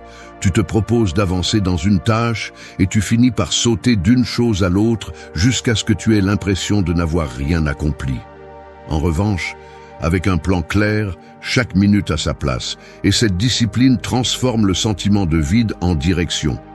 La fatigue ne disparaît pas, mais au moins maintenant, elle a un sens, parce que tu l'investis dans ce qui compte vraiment pour toi. Et cette différence est ce qui sépare celui qui évolue de celui qui stagne. Créer une routine stoïcienne est comme entraîner le corps pour la bataille. Tu commences par des pas simples, mais chaque répétition renforce ton caractère. Te lever tôt sans dépendre de la motivation, prioriser l'important sur l'urgent, consacrer du temps à la réflexion quotidienne et terminer la journée en évaluant tes actions sont de petits actes qui, ensemble, génèrent du pouvoir. N'attends pas un changement immédiat, car la discipline ne pousse pas en un jour. Mais si tu restes ferme chaque semaine, tu sentiras comment le bruit mental diminue et ta direction devient plus claire. La routine n'est pas une punition, c'est un acte de respect envers toi-même. C'est montrer que ton temps vaut trop pour être donné au désordre. Lorsque tu décides de structurer tes journées, tu ne construis pas seulement des habitudes, tu construis aussi du caractère. Et le caractère est ce qui te soutiendra lorsque tout autour de toi semblera incertain. Souviens-toi de ceci, le chaos existera toujours, mais celui qui a une routine consciente ne s'y noie pas. Il l'utilise comme carburant pour continuer à avancer. 2. Lâche ce que tu ne contrôles pas et gagne en sérénité. S'accrocher à ce que tu ne peux pas contrôler est comme essayer d'arrêter la pluie avec tes mains. Plus tu les ouvres, plus l'eau s'écoule rapidement entre tes doigts, et tout ce que tu réussis à faire, c'est de finir trempé, épuisé et frustré. La vie est pleine de tempêtes qui ne dépendent pas de toi. Les décisions des autres, les changements soudains, les injustices que tu ne peux pas corriger, les mots que quelqu'un a dit sans réfléchir. Si tu essaies de lutter contre tout cela, ton énergie est gaspillée dans une bataille que tu ne pourras jamais gagner. Le stoïcisme enseigne que la sérénité ne vient pas de la domination du monde extérieur, mais de la reconnaissance de là où se termine ton pouvoir et où commence l'inévitable. Chaque fois que tu te préoccupes de ce que quelqu'un pense de toi, tu cèdes ta paix. Chaque fois que tu te disputes avec une situation qui est déjà passée et que tu ne peux pas changer, tu donnes ton temps. Chaque fois que tu veux forcer les autres à agir comme tu le ferais, tu tombes dans le piège de la frustration. La différence entre celui qui vit lié à l'anxiété et celui qui vit avec calme est à ce point. L'un gaspille sa vie à se battre avec l'incontrôlable, l'autre décide de se concentrer sur ce qui dépend de lui. Lâcher prise ne signifie pas se rendre ni devenir indifférent. Cela signifie apprendre à mettre les charges à leur place. Tu ne contrôles pas ce que font les autres, mais tu contrôles la façon dont tu réponds. Tu ne peux pas empêcher les problèmes de surgir, mais tu peux choisir de réagir avec désespoir ou avec stratégie. Celui qui lâche ce qu'il ne contrôle pas gagne en sérénité, parce qu'il ne se fatigue pas dans des batailles qui ne sont pas les siennes. Au contraire, il utilise cette énergie pour construire ce qui est en son pouvoir. Pense à combien d'heures tu perds à tourner en rond dans des scénarios imaginaires. Tu te préoccupes de ce qui pourrait arriver demain, de ce qui aurait pu être différent hier, de la façon dont les autres vont agir. C'est une prison invisible. Quand tu arrêtes de porter ce fardeau, tu ressens un véritable soulagement. Ce n'est pas que les problèmes disparaissent, c'est que tu ne les amplifies plus. Tu commences à comprendre que la vie n'a pas besoin de ton approbation pour avancer, et que la seule chose qui compte vraiment est la façon dont tu décides d'agir dans le présent. Le détachement face à l'incontrôlable n'est pas de la froideur, c'est de l'intelligence émotionnelle. Celui qui sait lâcher prise se protège de l'anxiété qui détruit tant de gens. Si quelqu'un te trahit, son choix n'est pas sous ton contrôle, mais ta décision de continuer avec dignité l'est. Si le destin change brusquement, ce n'est pas à toi de freiner le virage, mais c'est à toi de marcher dans la nouvelle direction sans te briser. Les stoïciens appelaient cela la dichotomie du contrôle, une boussole interne qui te rappelle constamment où concentrer ta force et où simplement accepter. La sérénité arrive lorsque tu arrêtes de t'épuiser dans des conversations interminables avec l'impossible. Tu ne peux pas arrêter le temps, tu ne peux pas empêcher les autres de faire des erreurs, tu ne peux pas contrôler l'opinion de tout le monde, mais tu peux construire la discipline, le caractère et la clarté en toi. Et en le faisant, chaque situation externe cesse d'être un ennemi et devient un test de ta force. Celui qui ne sait pas lâcher prise se noie dans la colère, le désespoir et la paralysie. Celui qui apprend à lâcher prise devient maître de lui-même. Il ne s'agit pas de se résigner, il s'agit de résister avec sagesse. Parce qu'au final, ce que tu ne contrôles pas n'a jamais été à toi, mais ta réaction, ton attitude et ton chemin le seront toujours. C'est là ta véritable liberté. 3. Fais le premier pas et transforme l'action en progrès. Une pensée sans action est comme une voiture avec le réservoir plein, le moteur allumé et le frein à main serrée. Tu as l'énergie, tu as la direction, mais tu ne bouges pas d'un centimètre. Et pendant que tu restes immobile, le temps continue de s'écouler, les chemins changent et les opportunités qui auraient pu s'ouvrir se perdent dans le rétroviseur. C'est ainsi que fonctionne la vie lorsque tu passes trop de temps à planifier, à rêver ou à attendre le moment parfait. Le premier pas, aussi petit soit-il, vaut toujours plus que le plan le plus brillant qui ne se réalise jamais. Le stoïcisme enseigne que l'action est la réponse la plus puissante contre l'inertie et l'anxiété. Les grands obstacles ne sont pas renversés d'un seul coup, ils sont usés par des pas fermes, l'un après l'autre. Cependant, la plupart restent pris au piège de la procrastination, croyant qu'ils ont besoin de plus de motivation, de plus de signes, de plus de préparation. La vérité est autre. Le progrès n'apparaît pas en attendant l'état émotionnel idéal. Il apparaît lorsque tu décides de bouger, même sans envie, lorsque tu fais le premier pas, même si l'incertitude pèse sur tes épaules. Faire le premier pas, c'est déclarer la guerre à la peur. Chaque fois que tu avances, même un peu, tu envoies un message clair à ton esprit. Je ne suis pas prisonnier de mes doutes. Ce geste brise la paralysie et transforme l'énergie contenue en direction. Celui qui bouge gagne en clarté, car le chemin ne se révèle pas pendant que tu y penses, mais pendant que tu le parcours. Attendre d'avoir toutes les réponses avant d'agir, c'est te condamner à l'immobilité. Le monde n'attend pas, et tes opportunités non plus. Le premier pas a un pouvoir symbolique que peu reconnaissent. Peu importe qu'il s'agisse d'écrire la première ligne d'un projet, de lever la main pour parler, de commencer une routine d'exercice ou d'oser apprendre quelque chose de nouveau. L'essentiel n'est pas de le faire parfaitement, l'essentiel est de le faire. Parce que ce petit acte crée un effet domino qui change la perception de toi-même. Tu cesses d'être quelqu'un qui réfléchit à tout et tu deviens quelqu'un qui agit. Cette différence, bien qu'elle semble minime, construit la confiance qui te permettra plus tard de relever des défis plus grands. Les stoïciens savaient que l'action immédiate est la seule façon de faire face à l'incertitude. Marc Aurèle rappelait que la vie est faite de moments présents et le présent exige toujours une décision, avancer ou rester paralysé. L'action est la façon la plus pratique de montrer que tu maîtrises ton esprit, que tu n'attends pas que les circonstances extérieures dictent ton destin. Affronter la journée avec une étape concrète est un acte de rébellion contre la passivité qui entraîne la majorité. L'inertie est confortable, mais c'est aussi la prison la plus dangereuse. Celui qui attend trop se convainc qu'il n'est pas encore prêt, qu'il y aura un meilleur moment, qu'il a besoin de plus de garanties. Mais ces excuses ne font qu'allonger la paralysie et augmenter le poids de la culpabilité. En revanche, celui qui agit découvre qu'il n'a pas besoin de certitude absolue, seulement de la détermination de commencer. Le progrès ne vient pas du désir, il vient du mouvement. Le premier pas est l'étincelle qui allume la transformation. Peu importe à quel point il semble petit, car il ouvre un chemin qui n'existait pas auparavant. Le reste des pas se construit sur cette première décision courageuse. Et lorsque tu regarderas en arrière, tu remarqueras que le progrès n'est pas né de la perfection, mais de la constance.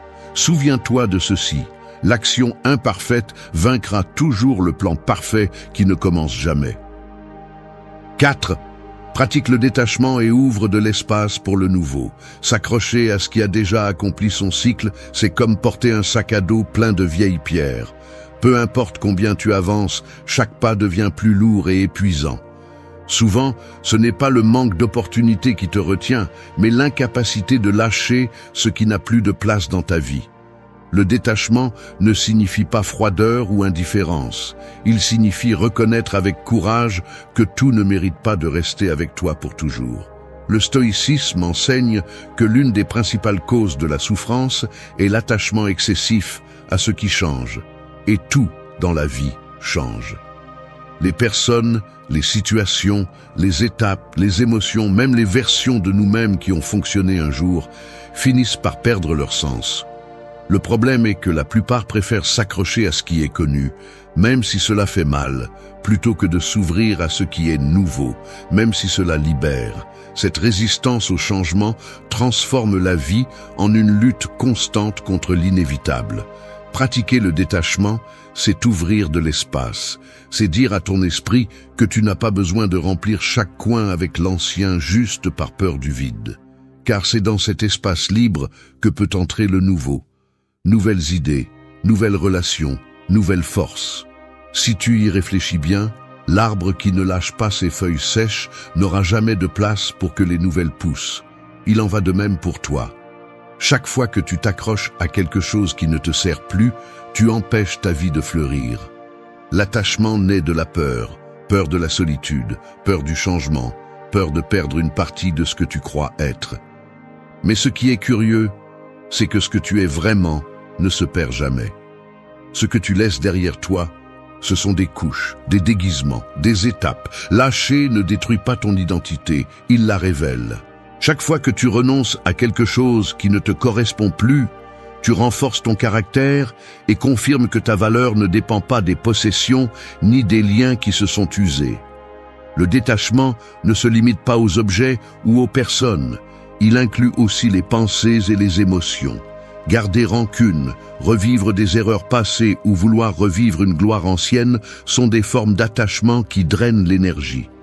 Le stoïcien sait que rien ne peut le chaîner plus que son propre esprit, et c'est pourquoi il s'entraîne à lâcher prise. Non pas pour oublier, mais pour libérer. Le passé remplit sa fonction de leçon, mais pas de condamnation. Quand tu apprends à lâcher, tu découvres que la légèreté est un pouvoir. Tu ne marches plus courbé sous le poids de ce qui te pèse. Tu avances droit, prêt à recevoir ce qui vient. Et même si le nouveau n'est pas toujours immédiat, la simple décision de vider l'ancien transforme déjà ton chemin. Parce que celui qui ose lâcher prise démontre sa confiance en lui-même et en la vie. Et cette confiance est la graine de toute croissance. Le détachement est un art, et comme tout art, il nécessite de la pratique. Tu n'y arriveras pas du jour au lendemain, mais chaque petit geste compte. Lâche ce qui ne s'ajoute pas, et tu verras comment l'espace vide n'est pas une perte, c'est une opportunité. Parce que seul celui qui ose lâcher peut recevoir ce qui attend en silence pour arriver au moment opportun. 5. Faites des pauses conscientes pour retrouver force et clarté. Une épée qui n'est jamais aiguisée finit par perdre son tranchant, aussi fort soit l'acier. Il en va de même pour l'esprit et le corps lorsqu'ils ne s'arrêtent jamais, lorsque tout est précipitation, occupation et mouvement incessant. Nous vivons dans un monde qui glorifie la productivité constante, comme si s'arrêter était un signe de faiblesse. Cependant, il n'y a pas de plus grande sagesse que de reconnaître le pouvoir des pauses, car c'est en elles que l'on retrouve la force, que l'on ordonne l'esprit, et que l'on trouve la clarté qui se perd au milieu du bruit. Le stoïcisme nous rappelle que nous ne sommes pas des machines conçues pour fonctionner sans arrêt. Nous sommes des êtres qui ont besoin d'espace pour réfléchir, pour respirer, pour observer calmement ce qui se passe à l'intérieur et à l'extérieur. Marc Aurèle écrivait dans ses méditations pour se rappeler à lui-même que même l'empereur le plus occupé avait besoin de moments de retraite intérieure. Les pauses conscientes ne sont pas une perte de temps, elles sont un investissement. En elles, votre esprit assimile ce qu'il a appris, votre corps se répare et votre esprit se reconnecte à l'essentiel. La plupart tombent dans le piège de confondre l'activité avec le progrès. Ils passent la journée occupés, courant d'une tâche à l'autre, répondant à des messages, éteignant des incendies, et à la fin de la journée, ils se sentent vides. Pourquoi ? Parce qu'ils ne se sont jamais accordé un instant pour s'arrêter et se demander si ce qu'ils faisaient les rapprochait vraiment de ce qu'ils voulaient atteindre. Une pause consciente rompt ce cycle. Elle vous oblige à arrêter l'inertie et à regarder clairement si vous avancez ou si vous tournez simplement en rond. L'habitude de s'arrêter ne nécessite pas des heures, quelques minutes suffisent. Une respiration profonde avant de réagir dans une discussion. Une courte promenade sans téléphone pour ordonner ses pensées, quelques instants au début de la journée pour écrire ce qui compte vraiment. Chaque petite pause est un rappel que vous avez le contrôle sur votre esprit et non l'inverse. C'est dans ces moments que se révèlent les solutions que la précipitation cache, que surgissent des idées que vous n'auriez pas vues au milieu du chaos et que vous retrouvez de l'énergie pour continuer avec détermination. Ce qui est curieux, c'est que beaucoup craignent le silence parce qu'ils pensent qu'il est vide, alors qu'en réalité, c'est un espace fertile. Le silence ne vous enlève rien, il vous rend tout ce que vous aviez perdu au milieu du bruit, concentration, calme, but. Celui qui apprend à s'arrêter au milieu de la tempête ne se paralyse pas, au contraire, il se renforce. Parce qu'une pause consciente n'est pas une fuite, c'est une stratégie. C'est comme le guerrier qui recule d'un pas, non par peur, mais pour mieux se positionner et attaquer avec précision. Si vous voulez de la clarté et une véritable discipline, apprenez à écouter ce que vos pauses ont à vous dire. Vous découvrirez peut-être que vous devez ajuster votre cap, que vous devez abandonner des tâches inutiles ou que ce qui vous épuise n'est pas la quantité de travail, mais la manière dont vous l'affrontez. Cette découverte n'apparaît que lorsque vous arrêtez de courir et vous vous donnez la permission d'observer. La vie ne consiste pas à avancer sans arrêt, mais à avancer avec un sens. Et ce sens ne reste vivant que si vous apprenez à vous arrêter, à respirer et à retrouver votre force. N'ayez pas peur des pauses, car elles ne vous éloignent pas de votre objectif. Elles vous préparent à l'atteindre avec plus de clarté. Celui qui prend un instant pour aiguiser son épée sera toujours plus près que celui qui se lance dans la bataille avec le tranchant usé. Et votre esprit, comme l'acier, a besoin d'être soigné pour continuer à trancher avec force le chaos qui tente de gouverner votre vie entière. 6. Affronte l'inconfort et forge ton caractère. Une graine ne devient jamais un arbre si elle reste confortablement dans la terre douce. Pour grandir, elle doit traverser l'obscurité, briser sa propre coquille et pousser contre la résistance du sol jusqu'à atteindre la lumière. Cet inconfort est le prix inévitable de la croissance. Il en va de même pour toi. Tant que tu évites l'inconfort, tu resteras petit, coincé dans le sûr, sans expérimenter la force qui ne s'éveille qu'en difficulté. La plupart des gens fuient ce qui les met mal à l'aise. Ils s'accrochent à la routine facile, à ce qu'ils connaissent, à ce qui ne demande pas trop d'efforts. Mais cette voie ne mène qu'à la faiblesse. Le stoïcisme enseigne que tu ne peux pas aspirer à une vie de caractère ferme si tu cherches toujours refuge dans le confort. Le caractère ne se construit pas dans les jours doux, mais dans les épreuves qui ébranlent tes certitudes. Un corps qui ne s'expose jamais à l'effort s'atrophie, et un esprit qui n'affronte jamais de défis devient fragile. L'inconfort est un maître exigeant, mais juste. Lorsque tu choisis de l'affronter, il te montre ce que tu es capable de supporter et ce que tu as encore besoin de renforcer. C'est dans les conversations difficiles que tu apprends à exprimer ta vérité avec fermeté. C'est dans les tâches qui semblent impossibles que tu découvres que ta résistance est plus grande que tu ne le pensais. C'est dans les moments où la vie te pousse à la limite que tu découvres la trempe que tu ne connaissais pas. Éviter ces situations, c'est renoncer à ton propre pouvoir. Les stoïciens pratiquaient des exercices d'inconfort comme entraînement volontaire, dormir sur le sol, supporter le froid, manger simplement. Ils ne le faisaient pas par masochisme, mais pour se rappeler qu'ils pouvaient vivre avec moins, que leur force ne dépendait pas des luxes et que l'inconfort était une salle de sport pour l'âme. En s'exposant à la difficulté, ils se libéraient de la peur de perdre. Car celui qui a déjà affronté l'inconfort avec dignité ne se plie pas facilement face à l'adversité. Aujourd'hui, ton inconfort peut ne pas être de dormir sur le sol, mais il peut être de te lever plus tôt, d'arrêter de procrastiner, d'affronter cette conversation en suspens, ou d'oser changer ce que tu sais qui ne fonctionne plus. Chaque fois que tu choisis la facilité, tu t'éloignes de ta meilleure version. Chaque fois que tu choisis l'inconfort avec courage, ton caractère se forge un peu plus. L'inconfort est la forge où se trempe l'acier de ta volonté. Ne confonds pas le confort avec la paix. La paix naît de la cohérence interne. Le confort naît de la peur de faire des efforts. L'un te renforce, l'autre te affaiblit. Celui qui fuit l'inconfort devient esclave de l'excuse, justifiant toujours pourquoi il ne progresse pas. Celui qui l'affronte devient maître de sa vie, parce qu'il comprend que la douleur de l'effort est temporaire, mais que la force acquise reste. Affronter l'inconfort ne signifie pas chercher une souffrance inutile. Cela signifie ne pas fuir ce que tu sais que tu dois faire. C'est assumer que la difficulté fait partie du processus et que le caractère se construit à chaque défi relevé. Si tu veux arrêter de vivre petit, apprends à regarder en face ce qui te met mal à l'aise et à avancer même avec peur.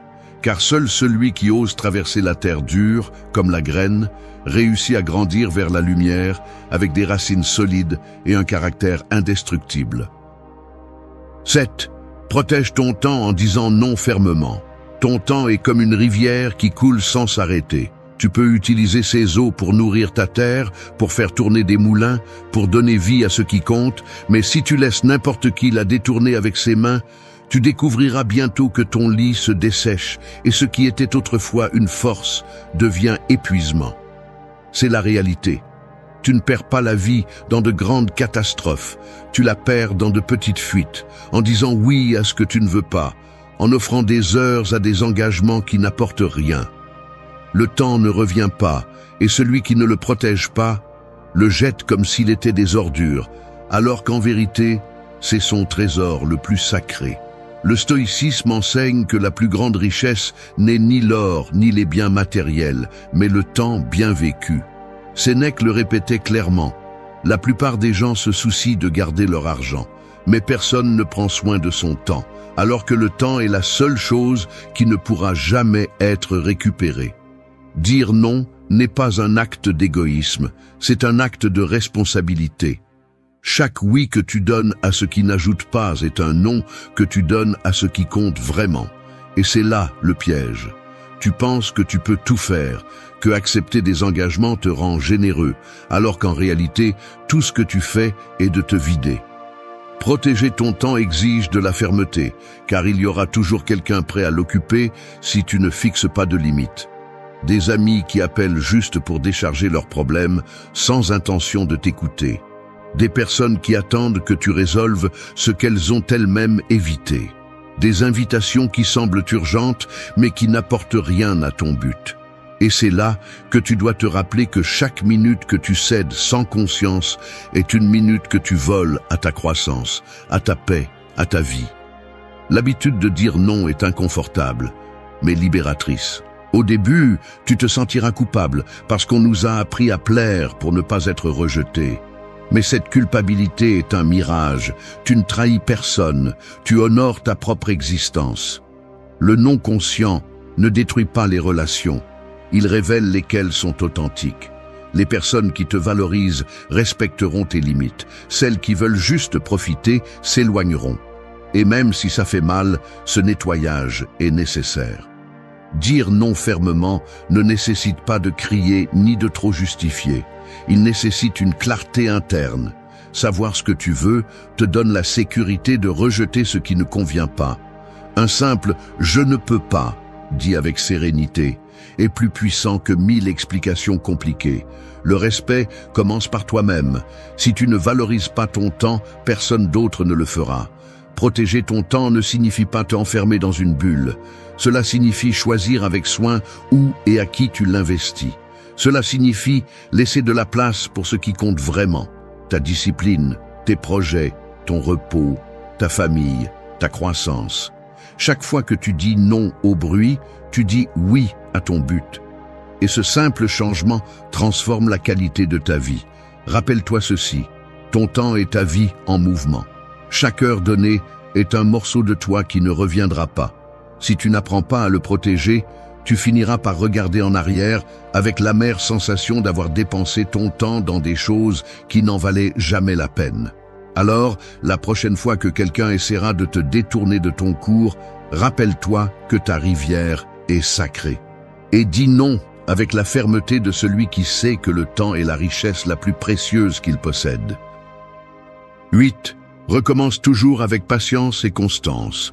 Un guerrier blessé dans la bataille ne reste pas au sol à compter ses cicatrices. Il se lève, se bande et retourne sur le champ avec plus de sagesse qu'avant. Il comprend que perdre une bataille ne signifie pas perdre la guerre, que chaque chute lui donne des informations précieuses pour affronter le prochain round avec plus de clarté. C'est ainsi que va la vie. Elle te mettra à genoux, encore et encore. Mais la différence entre celui qui reste vaincu et celui qui devient invincible réside dans la capacité de se relever et de recommencer. L'erreur commune est de croire que recommencer est un pas en arrière. En réalité, c'est avancer avec un autre regard. Chaque faux pas te dénude, te montre tes points faibles et te force à perfectionner ce que tu prenais pour acquis. Celui qui sait recommencer ne vit pas humilié par ses échecs, il vit renforcé par eux. Le stoïcisme nous rappelle que la seule chose véritablement immuable est notre volonté, et si nous la conservons intacte, tout le reste peut être reconstruit. La patience et la constance sont les deux armes qui soutiennent cette habitude. La patience pour résister à la frustration de ne pas voir de résultats immédiats et la constance pour répéter l'effort même lorsque la fatigue tente de te convaincre d'abandonner. Celui qui maîtrise ces deux vertus a déjà gagné la moitié du chemin, car le monde est plein de personnes qui commencent avec force mais qui abandonnent rapidement. Ils sont peu nombreux ceux qui ont le courage de continuer lorsque l'émotion initiale disparaît. Recommencer est aussi un acte d'humilité.